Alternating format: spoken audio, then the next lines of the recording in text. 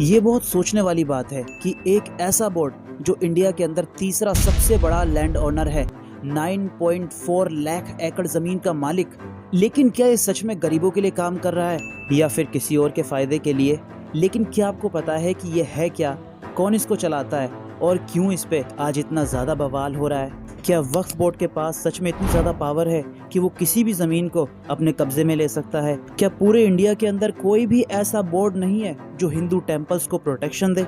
आखिर बीजेपी इतने वक्त से क्यों इस बिल को पास कराने के पीछे पड़ी हुई थी और अब फाइनली उम्मीद एक्ट के आने के बाद क्या ये भारत के सेकुलरिज्म के खिलाफ बगावत नहीं है?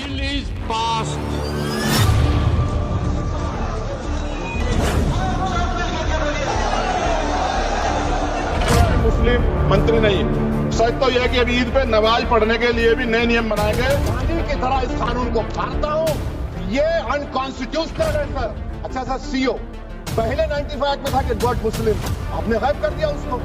अरे आखिर क्यों इतनी नफरत है आपके लफ्ज मुसलमान से? उसके मुसलमान को मारना चाहते हो? हिंदुस्तान सबका है, नहीं समझी गई ये बात तो नुकसान सबका है। किस सदस्य आपका मुसलमान नहीं है, आप मुसलमानों का भला कर रहे हैं। President of India, Draupadi Murmu, has given her assent to the contentious Waqf Amendment Bill.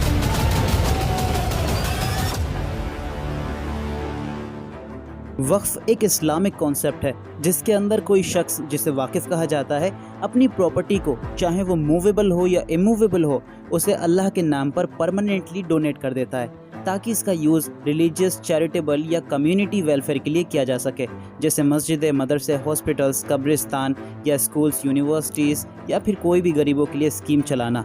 ये प्रॉपर्टी अगर एक बार वक्फ के पास चली जाती है तो इसे वापस नहीं लिया जा सकता और इसे ही कहते हैं वंस अ वक्फ या ऑलवेज अ वक्फ। इन तमाम प्रॉपर्टीज़ को मैनेज वक्फ बोर्ड्स करते हैं। इनका काम होता है वक्फ प्रॉपर्टीज़ का रिकॉर्ड रखना, इनका मिसयूज़ होने से बचाना, इन प्रॉपर्टीज़ से होने वाली इनकम को कम्युनिटी वेलफेयर के लिए यूज़ करना, जैसे कि एजुकेशन पर्पज़ के लिए और हेल्थ केयर के लिए। अब यहाँ से वक्फ बोर्ड दो कैटेगरीज में डिवाइड होता है। पहला सेंट्रल वक्फ काउंसिल CWC और दूसरा स्टेट वक्फ बोर्ड्स जो हर एक स्टेट के अंदर मौजूद होते हैं। सेंट्रल वक्फ काउंसिल यानी कि CWC ये ministry of minority affairs government of India के अंडर एक एडवाइजरी बॉडी होती है, यानी कि ये खुद से फैसले नहीं लेते, इनको गवर्नमेंट को जवाब देना होता है। तो जो हिंदुओं के मन में ये बात बैठा दी गई है कि वक्फ बोर्ड्स अपनी मनमर्जी करते हैं, ये किसी के लिए जवाब दे नहीं है, ये सेंट्रल गवर्नमेंट को भी जवाब नहीं देते, तो ऐसा नहीं है। गवर्नमेंट के अंडर ही सारे वक्फ बोर्ड्स काम करते हैं। तो सेंट्रल वक्फ बोर्ड का काम होता है कि तमाम राज्यों के अंदर जितने भी वक्फ बोर्ड्स मौजूद हैं उनकी निगहबानी करना, उनको गाइड करना और नेशनल लेवल पॉलिसीज़ बनाने में उनकी हेल्प करना। दूसरी ओर देखते हैं कि भारत की मोस्टली स्टेट्स के अंदर उनके शिया और सुन्नी वक्फ बोर्ड्स मौजूद होते हैं जिनका काम होता है ग्राउंड लेवल पर वक्फ प्रॉपर्टीज़ के मैनेजमेंट को देखना। सो इन द लास्ट इंडिया के अंदर एक सेंट्रल वक्फ काउंसिल है जो सब पर निगाह रखता है। इसके अलावा स्टेट्स के अंदर 32 एक्टिव वक्फ बोर्ड्स काम कर रहे हैं इंक्लूडिंग यूनियन टेरिटरीज। लेकिन कुछ स्टेट्स जैसे कि गोवा, अरुणाचल प्रदेश, मिजोरम, नागालैंड, सिक्किम और यूटीज जैसे दमन एंड दीव में वक्फ बोर्ड नहीं है क्योंकि वहाँ पर मुस्लिम पॉपुलेशन नेग्लिजिबल है। जम्मू और कश्मीर पर वक्फ एक्ट 1995 अप्लाई नहीं होता। लेकिन ये तो बहुत गलत है कि मुसलमानों के पास इतने सारे वक्फ बोर्ड्स हैं लेकिन हिंदू भाई बहनों के मंदिरों को प्रोटेक्शन देने और उनके वेलफेयर के लिए क्या कोई भी बोर्ड नहीं है? बिल्कुल है, एक नहीं मल्टीपल है जो हिंदू टेम्पल्स की protection, development, welfare, empowerment, donation और लैंड के लिए बनाए गए हैं। नंबर 1 तिरुमाला तिरुपति देवस्थानम, जिसे TTD के नाम से जाना जाता है, आंध्र प्रदेश में ये लोकेटेड है, जो मैनेज करता है श्री वेकांतेश्वरा टेम्पल को, उनके लैंड, उनके डोनेशन को भी। साथ में इनका एजेंडा है preserve, propagate and promote Hindu dharma in world wide.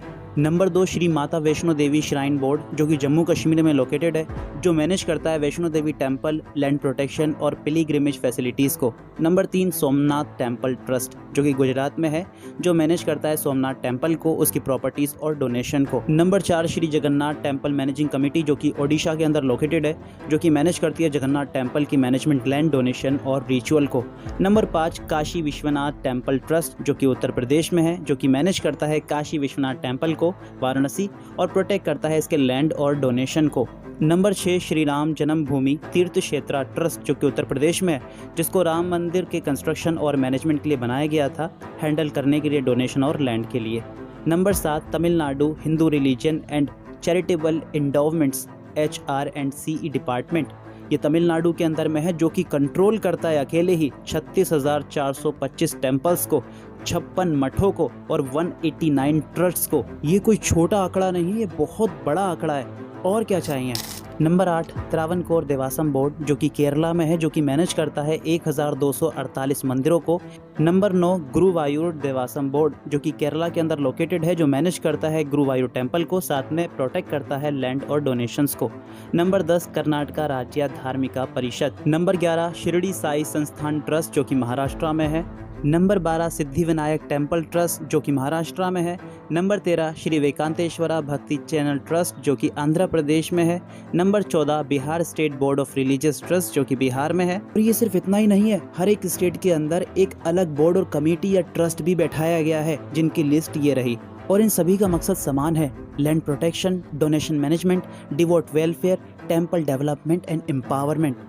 और इन सभी में मोस्टली पर गवर्नमेंट अपना कंट्रोल रखती है, जिसी तरीके से हर एक वक्फ बोर्ड और सेंट्रल काउंसिल वक्फ बोर्ड पर भी गवर्नमेंट का दबदबा होता है। अब आसान तरीके से ये भी जान लेते हैं कि वक्फ बोर्ड के अंदर में मेंबर्स किस तरीके से ऑर्गेनाइज्ड होते हैं। तो बात करते हैं सेंट्रल वक्फ काउंसिल की, जिसके अंदर टोटल 22 मेंबर्स होते हैं। उम्मीद एक्ट 2025 के आने के बाद में भाजपा गवर्नमेंट ने कहा कि इसके अंदर 4 नॉन मुस्लिम्स को ऐड किया जाएगा और इसी के साथ 3 मुस्लिम फीमेल्स को इंक्लूड करना कंपलसरी है। अब बात करते हैं स्टेट वक्फ बोर्ड्स की। पहले इनके अंदर में 7 से 13 मेंबर्स होते थे। ये पहले डिपेंड करता था स्टेट के साइज और वक्फ प्रॉपर्टीज के हिसाब से, लेकिन उम्मीद एक्ट 2025 के आने के बाद भाजपा गवर्नमेंट ने कहा कि स्टेट वक्फ बोर्ड में सिर्फ 11 मेंबर्स ही अलाउ होंगे, जिसके अंदर 3 नॉन मुस्लिम और 2 मुस्लिम फीमेल्स का होना कंपलसरी होगा। भाजपा गवर्नमेंट का कहना है कि ये मुस्लिम्स के अंदर फीमेल का जो स्टेटस है उसको इंक्रीज करेगा। लेकिन बीजेपी कब से मुसलमान लड़कियों के बारे में सोचने लगी? बुली बाय और सुली डील्स जैसी एप्लीकेशन 2021 और 2022 में बनाई गई, जिसके अंदर मुस्लिम महिलाएं जो कि जर्नलिस्ट थी, एक्टिविस्ट थी, प्रोफेशनल्स थी, जो बीजेपी के खिलाफ बात करती थी, उनकी फोटोज को बेचा गया। इन घटिया एप्लीकेशंस को राइट विंग इंडिविजुअल्स ने बनाया, जो बीजेपी सपोर्टर्स के साथ आइडियोलॉजिकली अलाइन करते हैं। लेकिन बीजेपी गवर्नमेंट या पार्टी के किसी भी सदस्य ने इसके खिलाफ कोई भी स्टेटमेंट नहीं बोली। इसका मुस्लिम लड़कियों पर इम्पैक्ट बहुत नेगेटिव हुआ। इस्मत आरा जो कि जर्नलिस्ट थी, उनके जैसे विक्टिम्स ने कहा कि उनको ये सब करके चुप कराने की कोशिश की गई। हिजाब कंट्रोवर्सी को कोई भूल नहीं सकता। कर्नाटका में बीजेपी गवर्नमेंट के अंडर मुस्लिम फीमेल स्टूडेंट्स को कॉलेज में हिजाब पहनने से रोका गया। राइट विंग ग्रुप्स जैसे कि बजरंग दल ने जंगली जानवरों की तरह भीड़ बनाकर पब्लिक स्पेस पर मुस्लिम गर्ल्स को हैरेस किया। और ऐसा ही बहुत सारे स्टेट्स के अंदर में देखा गया। मुस्लिम लड़कियों ने अपने एजुकेशन के राइट के लिए लड़ाई लड़ी, लेकिन उन्हें पब्लिकली शेमिंग और थ्रेट्स का सामना करना पड़ा। इवन पीएम नरेंद्र मोदी ने खुद 2024 लोकसभा इलेक्शन के दौरान राजस्थान की एक रैली में मुस्लिम्स को घुसपैठिया और ज़्यादा बच्चे पैदा करने वाला कहा। ये एक इनडायरेक्ट रेफरेंस था जो मुस्लिम्स वुमेन के फर्टिलिटी रेट्स को स्टेरियोटाइप करता है। मोदी ने बेशक ऑपोजिशन जो कि कांग्रेस थी उस पर एक्यूज लगाया कि वो हिंदुओं की जो वेल्थ है वो मुस्लिम्स में डिस्ट्रीब्यूट कर देंगे। सितंबर 2023 की चंद्रयान 3 की डिबेट के बारे में आपको मालूम होगा। लोकसभा के अंदर बीजेपी एमपी रामेश बिदूरी ने मुस्लिम्स को पिंप यानी कि दलाल और टेररिस्ट जैसे अब्यूजिव वर्ड्स का यूज़ करा। इन सब के बीच नुपुर शर्मा जो कि बीजेपी स्पोक पर्सन थी, उनके बारे में कैसे भूल सकते हैं। उन्होंने टीवी डिबेट के अंदर प्रॉफिट मोहम्मद सल्लल्लाहु अलैहि वसल्लम के बारे में ऑफेंसिव कमेंट्स किए, जिससे मुस्लिम कम्युनिटी खासकर वुमेन में गुस्सा भड़का था। ये इंटरनेशनल बैकलैश का कारण बना। जब हिंदू संस्थानों, कमिटीज़, बोर्ड्स के अंदर में मुस्लिम्स के लिए कोई जगह नहीं है, तो वक्फ के अंदर नॉन मुस्लिम्स को एंट्री क्यों दी जाए? ये रिलीजन फ्रीडम और धार्मिक भावनाओं को नुकसान करता है। आर्टिकल 25 फ्रीडम ऑफ रिलीजन और आर्टिकल 26 के खिलाफ में है।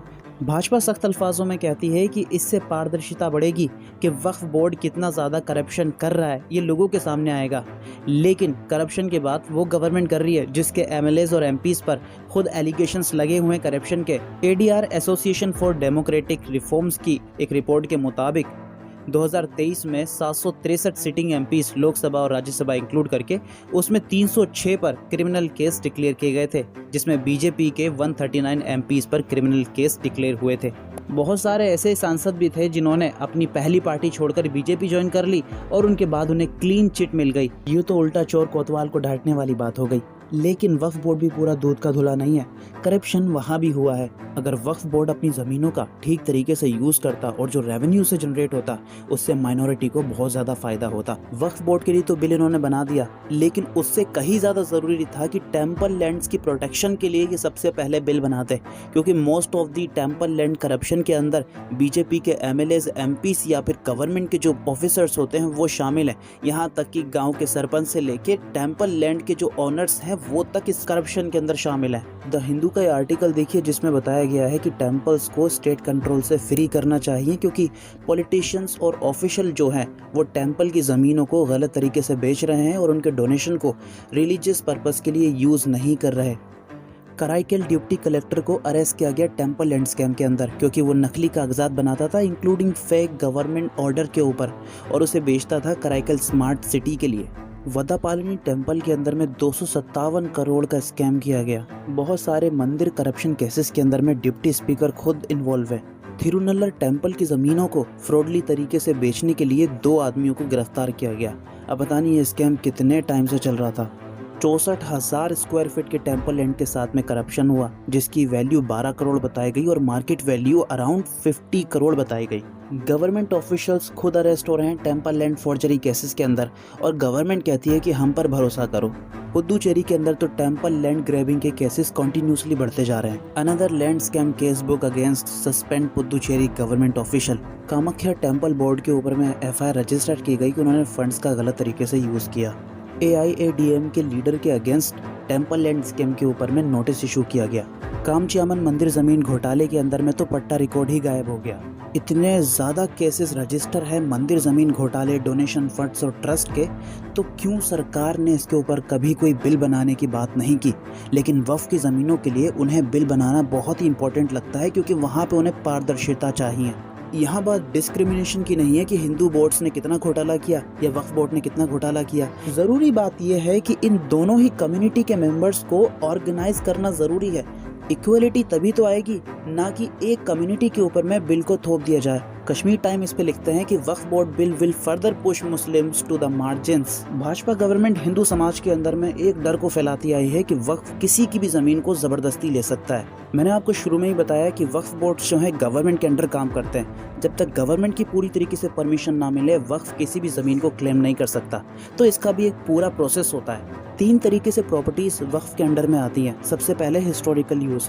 अगर कोई ज़मीन लंबे टाइम से किसी मस्जिद या ग्रेवयार्ड के लिए यूज़ होती रही है तो इसे वक्फ बाय यूज़र के तहत क्लेम किया जा सकता है, चाहे उसके पास डॉक्यूमेंट्स हो या ना हो। दूसरा तरीका यह है कि पहले के टाइम पे ऑरल डिक्लेरेशन चलता था, डॉक्यूमेंट्स इतने ज़्यादा नहीं बनाए जाते थे, तो किसी वाकिफ़ ने अगर अपनी प्रॉपर्टीज़ ये बोलकर वक्फ बोर्ड को सबमिट कर दी कि मैंने ये प्रॉपर्टीज़ डिक्लेयर की कि मैं ये प्रॉपर्टी आपको देता हूँ, तो ये भी वक्फ बोर्ड के अंडर में आ जाती थी। हमेशा जब भी इस तरह के काम किए जाते हैं तो आसपास गवाहों की मौजूदगी ज़रूरी की जाती है। तीसरा तरीका है कि अपनी प्रॉपर्टी के डॉक्यूमेंट्स क्रिएट करना और उसके बाद उसको वक्फ कर देना। लेकिन वक्फ बोर्ड ज़बरदस्ती किसी की ज़मीन को छीन नहीं सकता। अगर वक्फ बोर्ड को ये रीज़न या बिलीफ मिलता है कि वो प्रॉपर्टी वक्फ की है, तो उसके ऑक्यूपायर या ऑनर को एक नोटिस भेजता है, ये प्रूफ मांगने के लिए कि ये साबित करे कि ये वक्फ बोर्ड की प्रॉपर्टी नहीं है, उसकी है। इस पर पूरी इंक्वायरी बिठाई जाती है। अगर इंक्वायरी के बाद बोर्ड सेटिस्फाई होता है तो प्रॉपर्टी को वक्फ डिक्लेयर कर दिया जाता है।